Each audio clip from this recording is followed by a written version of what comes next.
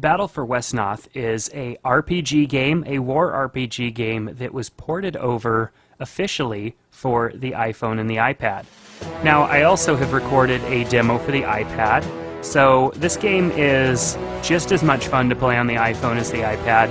Of course, with a larger screen, makes for a better overall experience. So, Battle for Wesnoth is a popular RPG game that's available on the Mac and the PC. So now it is available on the iPhone and the iPod Touch and the iPad. So over here we have our controls. We've got open feed integration, which is nice because we can unlock, of course, different things in that. We can sync our saves, which is really cool. So I can hit sync save and I could sync my saves across so that I could load them on my different devices. We have our preferences here, so let's take a look at those. We have a lot of different things that we can set here. I won't go into details, but they're typically sound display and just general settings that has to do with how fast things move on the screen too. So definitely look at those when you get this app. So we can play a campaign, a skirmish, or a multiplayer, and so let's just go in and take a look at campaign really quick. We have our different gameplay campaigns here. I recommend that you start out with a gameplay tutorial because if you're familiar with this game or not, it's different than it was on the computer as far as the way that you select things and things move, because obviously we're not playing with a mouse here, we're playing with our fingers. So let's just go into the South Guard and start that level. Now I can select my difficulty. I'm just going to select beginner.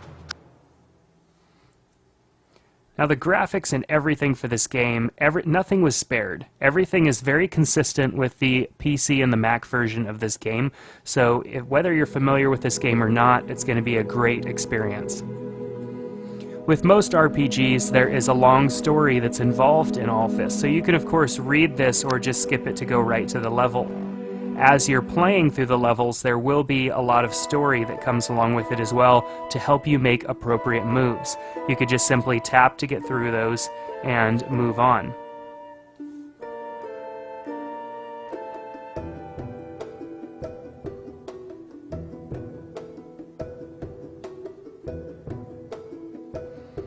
So, since everything is really touch sensitive here, we have two different things going on. We are setting up our side to protect and, of course, prepare for battle. But there is also the people that we are, of course, battling. So we are defending what we have, and they, of course, are trying to attack. Depending on the level that you're playing, the scenario may be a little different. So what you can do is select your character, and you can see that they're selected because they have a thicker ring down around the bottom of them, and you can move about and move your player. When you select your player, you'll see shaded areas around the outside. That is the limits as to how far you can move your player. So I'm going to take my player down to this hut right here and tap again to have them move and go down there. And you can see now that there is a red and white flag. I have taken over that spot. What's nice about those spots is that they can act as healing stations for you if you get damaged in battle.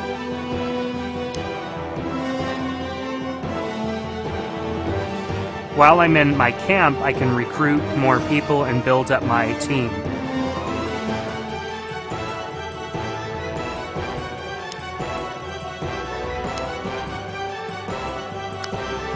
So I'm going to end my turn because I can't do anything else now. And our enemy is going to go and do their turn. Alright, so now it's my turn again. Now that we're here in camp, I'm going to go ahead and select my guy here and move him out. Let's see if there's anything else in his vicinity that I could get to. Here's another little village hut right over here. I'm not going to be able to make it to there, so I'm just going to tap and get him as close as I can. Up here I can move about the map really easily just by simply tapping.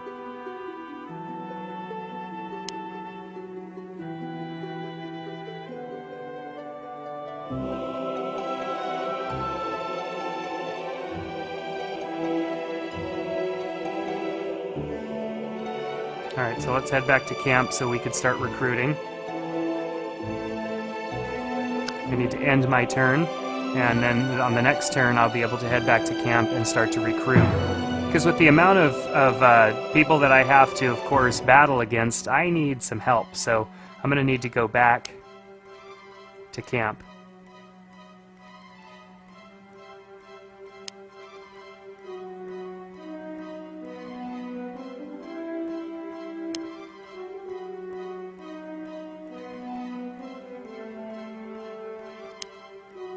You'll notice when a guy has been moved, because you can't move him, you can see it shaded all the way around your fighter. So let's end my turn.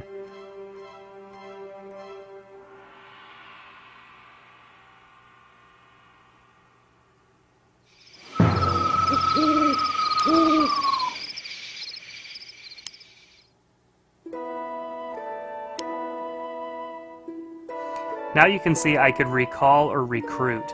What's nice is as you move from scenario to scenario, sometimes you can bring in people from your other scenarios, but in this case I'm just going to recruit, and I can recruit here. To recruit, it costs you some gold, so let's go ahead and get a bowman. Bowmen are good because you can, of course, battle from a distance.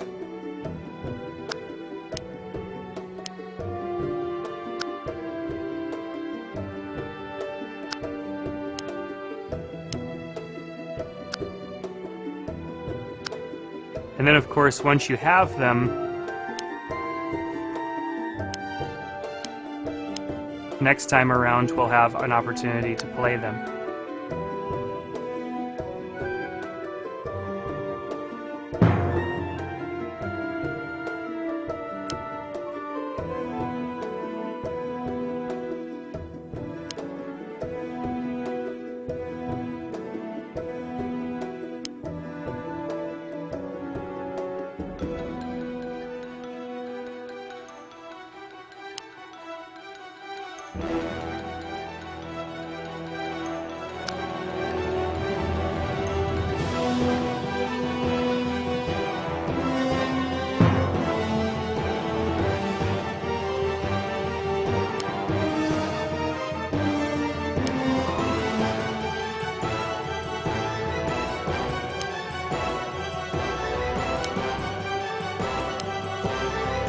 Let's see if we can get a battle going on here, and then we will end this. Oh, looks like they're attacking me first, and they're attacking my bowmen, and so my bowmen obviously are not doing too well because they are bowmen.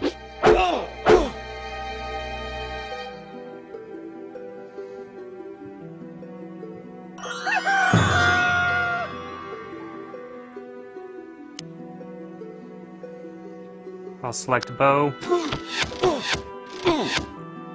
Alright, I'll select... Looks like I'm out of range there, and out of range still. So I need to protect my land by battling these guys. Of course, if I die, then they take over and the scenario's over and I lose. So, very fun game. I can go up to menu right here and, of course, recall, recruit. There's even an undo mode in there. When I make a move and I decided I made the wrong move, I can do that. So, at any time I can save my game and exit. Let's go ahead and hit that and save. Since my game has been saved, I can now safely exit the application and move on. Maybe even go and start to play over on my iPad instead. Alright, so this game, a lot of fun. Battle for Wesnoth. Definitely get it for either your iPhone or your iPad today.